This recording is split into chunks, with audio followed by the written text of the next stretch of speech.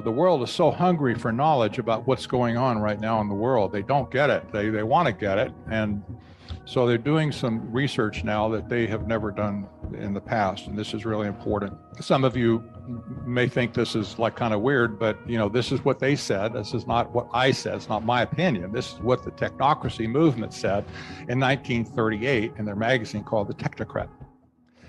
Technocracy is the science of social engineering, the scientific operation of the entire social mechanism to produce and distribute goods and services to the entire population. For the first time in human history, it will be done as a scientific, technical, and engineering problem. Now, that's a loaded statement if I ever saw one. Probably most of you would be a little nervous with the so-called science of social engineering. You didn't know that was a science. Well, they thought it was. And they had this idea. This came from Columbia University mostly of that day. And they thought that, well, yeah, our scientific methods and principles could be rolled over onto social engineering the society.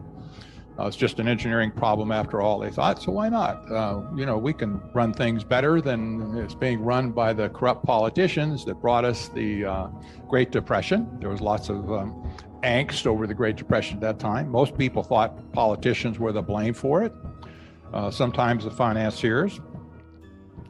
So these engineers and scientists thought they were doing the world a great favor when they got together and said, we can do this. Science has the answer for society's problems, and science is the only thing we need.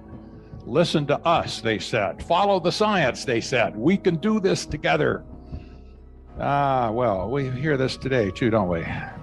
So the Technocrat magazine that I just quoted from goes on a little bit further. You might imagine these people had a big ego to think that they could do something that would produce something that would literally change and run the world. Only on Be Positive. But they went on and they said there will be no place for politics, politicians, financiers, rackets, or racketeers. Technocracy will distribute by means of a certificate of distribution available to every citizen from birth to death. They had this view that they were so perfect in their analysis, that their science was so certain that there would be no need for political system at all, no representation necessary by the people, no Congress, no legal system per se, like we know it, have known it historically in our country. But they had this giant inflated ego that they were so right that they could just say, gone, you don't need all that, politics out, scientific dictatorship in, case closed. We're facing a lot of these feelings today. If you're not feeling it right this second as I say this, you're missing something already, okay? So we got a lot more to cover, but this is where they were. Cradle to grave, maintenance of mankind. The reason they thought this way is that these particular scientists and engineers were greatly influenced by this concept of scientism. Scientism believes there's only one source of truth about the universe and the nature of man. They said it's science. If it can't be demonstrated and proven by their science, it doesn't exist. We're just gonna ignore it. Ethics? Nah. Morality? Nope. The Bible? Nope. How about I don't know, any other philosophical studies? No, they don't go for that either. If it can't be demonstrated in science, it's out the door. Not going to pay any attention to it at all. So this was their thing back in that day. And this was a dangerous, evil combination in that day, in my opinion. And I want to point out that technocracy it is an economic system. We've seen that in two of these quotes already. It is the only alternative economic system in the history of the world. You can't find any other economic system that's been developed from the ground up by anybody, for that matter. This is it. So you might gather why I've connected the early Trilateral Commission's literature, which talked incessantly about the new international economic order. Some of you might remember that from Jimmy Carter days. Then he goes on, they go on and say, we see how as a result of UNCED, the rich will get richer, the poor poorer, while more and more of the planet is destroyed in the process. Just process that for a minute. All of the promises of nirvana, of utopia, of Green New Deal, and all that kind of stuff. We're going to save the world. We're going to save humanity too. We're going to save humanity. We're going to save the infrastructure of the world. That's a word that's being thrown around a lot today. We're going to save everything. Science is going to win out in the end, and you will see science will save everything because we, the scientists, declare it. That's what Agenda 21 is all about, the agenda for the 21st century. They're going to do these things in the name of saving everybody, but the rich are going to get richer, the poor are going to get poorer, and while more and more of the planet is destroyed in the process. Now, a little bit further on, they talked about the Biodiversity Convention. The Biodiversity Convention ran in parallel with Agenda 21, the UNCED conference.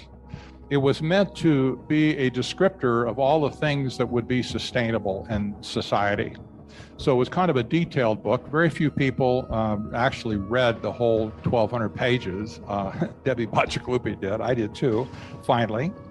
And it's crazy. It's a crazy book. But this was very important to the whole era in 1992. With the Agenda 21, it went hand in hand. So they wrote about that in the book. That's why they wrote about the Biodiversity Convention in a separate chapter.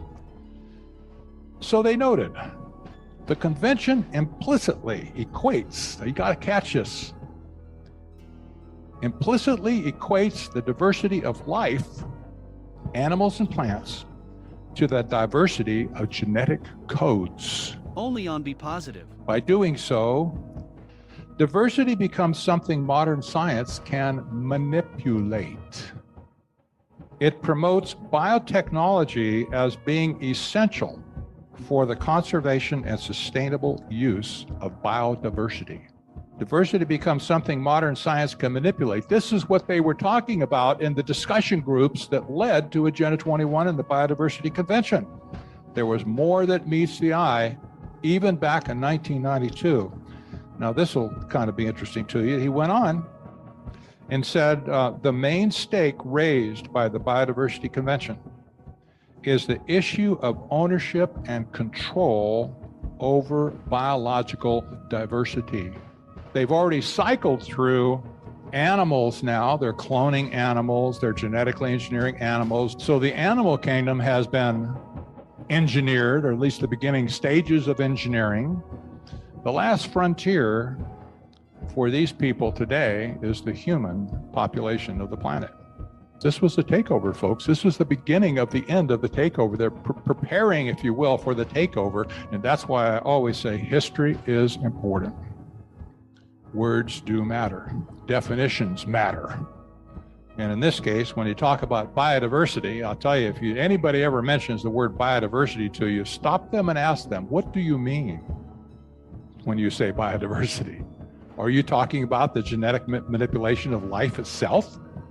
And therefore you are controlling the diversity, in other words, the path of evolution, or what? Whether you like it or not, we are the resistance to this, and we and only we. And I'll tell you, if anybody expects that Washington, D.C. is going to save us from this, forget it. That ain't going to happen. They're complicit with it.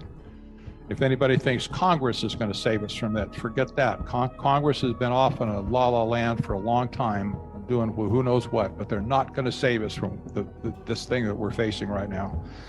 And probably most state governments are not either. But the people on the street and communities around our country still have time and ability to make a difference in their own community, and collectively we can make a huge difference in our country. So I want to introduce you to Citizens for Free Speech. I'm sad to say that an organization like this even has to exist in America. Isn't it twisted that we would be fighting for free speech? Well, you know, the sure signs of a revolution taking place, and I'm suggesting, yes, this is a revolution. We're engaged in a revolution right now being foisted on us. Every revolution in the last 250 years has always been preceded by a takeover of the media. Always.